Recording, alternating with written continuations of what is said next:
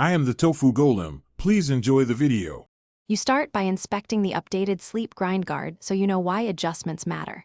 Use a mirror and check for cracks or deformations. Once done, warm water softens the material for molding. You will need a soft toothbrush to remove factory residue and a towel to protect surfaces. Make sure to have 1/2 hour free. This gives time for heating, pressing, and cooling. Doing these prerequisites quickly sets you up to form a secure, comfortable fit without guessing. You heat the guard to the manufacturer temperature because the polymer needs consistent pliability to mold accurately.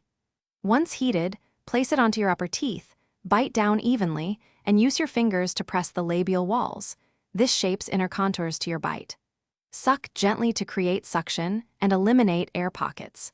Then cool the guard under cold water to stabilize the shape. Make sure to test fit immediately and repeat brief remolds if edges feel uneven or pressure points remain.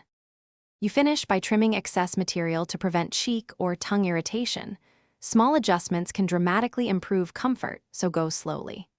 Once you have the final fit, clean the guard after each use with mild soap and water, dry it, and store in its case to avoid deformation. If you detect persistent jaw pain or the guard moves overnight, make one careful remold. If problems continue, contact a dentist for a custom appliance, because a professionally made guard solves. Thanks for watching. Consider subscribing if we helped you today.